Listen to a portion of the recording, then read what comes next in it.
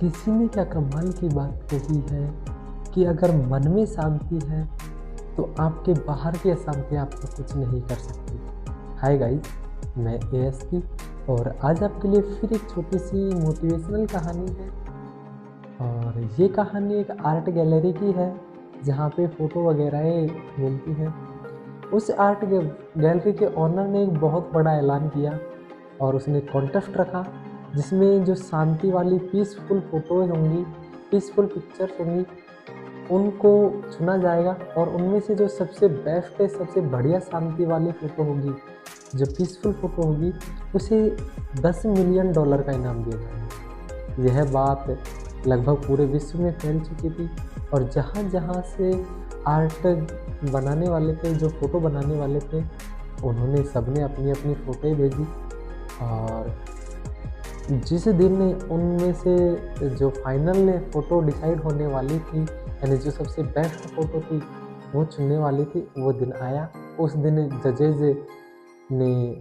जजेज़ की एक कमेटी बिठाई गई और उसने सबसे पहले 100 फ़ोटोज़ को शॉर्टलिस्ट किया और उनको एक अलग जगह पे रखा और फिर उनमें से एक फ़ोटो को चुनना था।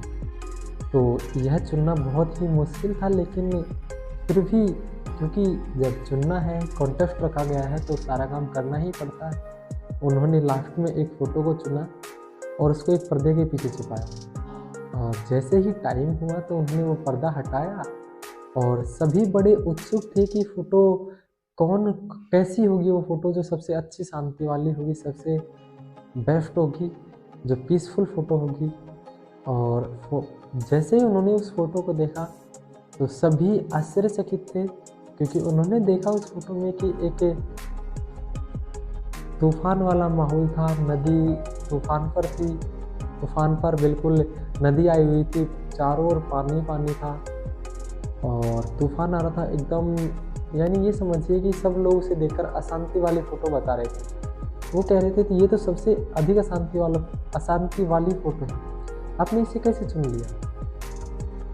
कुछ लोग उस आर्ट गैलरी के ओनर के पास गए और कहने लगे कि शायद आपसे कोई गलती हुई है, आपने गलत फ़ोटो को चुन लिया है। तो आर्ट गैलरी के ओनर ने कहा कि नहीं, हमने जो फ़ोटो चुनी है वो बिल्कुल सही चुनी है। और ऐसा कहने पर वो और थोड़ा सा भड़क गए और कहने लगे कि अगर आपको हमारे साथ गलत करना था तो हमें बुलाया ही क्यों ऐसा कॉन्टेस्ट रखा, आप अपने हिसाब से कर रहे हो सारा काम।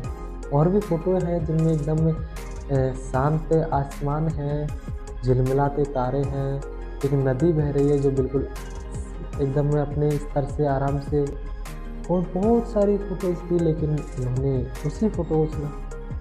तो आर्ट गैलरी के ओनर ने बिल्कुल धैर्यपूर्वक कहा कि आपने इस फ़ोटो में उस तूफ़ान को, उस उफनती हुई नदी को तो देख लिया, लेकिन उस फ़ोटो में एक घर भी है।